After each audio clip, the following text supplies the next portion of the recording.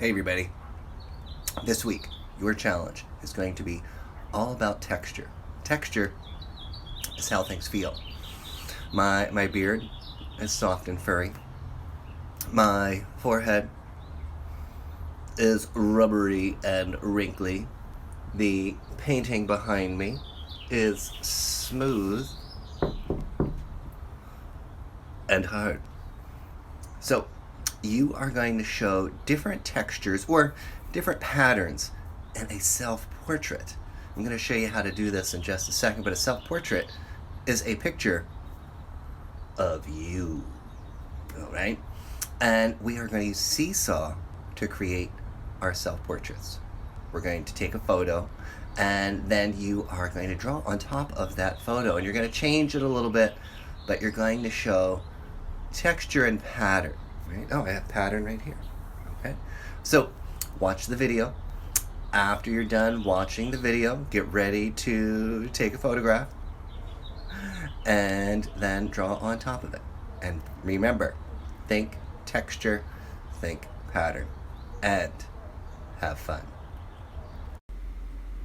So when you respond to the prompt, the first thing that you're going to do is when you hit add work, you're going to want to add a photo.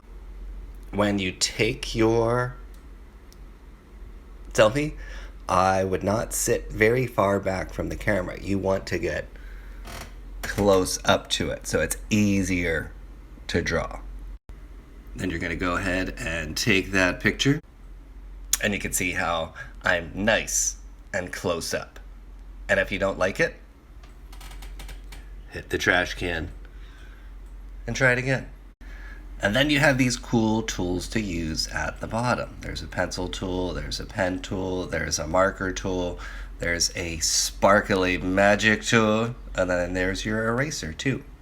The first thing I'm going to do is use the pen tool to kind of outline shapes on my face.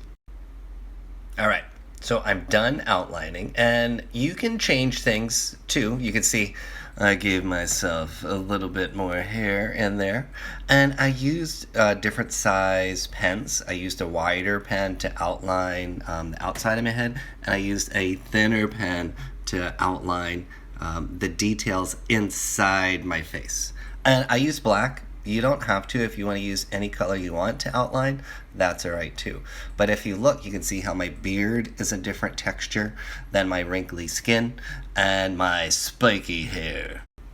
Now with mine, what I did first is I used the marker tool down here to fill in most of my face. And you can see it's kind of transparent. You can still see through it. That way, if I go over the lines, that's okay. Now I am using the pen tool, and I'm adding some brighter spots because the light is coming in through the window.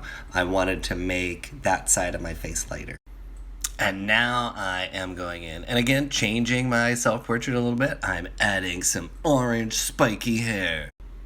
You can see how I am adding a little detail to my hair to make it seem spiky too. I'm not worried about making things look perfectly smooth because we're talking about texture. So some things could be smooth, like your forehead. Some things could be rough and spiky or curly or bumpy, like your hair and other parts of your drawing.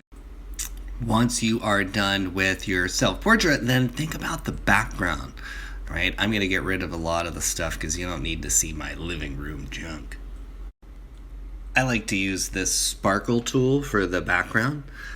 It reminds me of a lightsaber, especially since yesterday was Star Wars Day. Dun, dun, dun, dun, dun. So once you think you're done with your self-portrait, take a step back, look at it, and then once you are ready, you're going to go over and you are going to hit check, right? Because you want to make sure you turn in your hard work. And there it is. So my self-portrait is turned in correctly.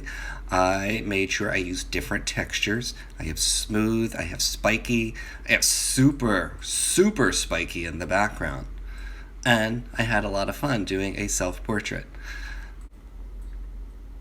Before we go, here is another one that I did that I used the photo tool the drawing tool to submit my artwork to Seesaw. So I can't wait to see what everybody does with this challenge. It's been great to see your artwork so far. I'm really looking forward to seeing your faces too. So good luck, have fun, and shine bright.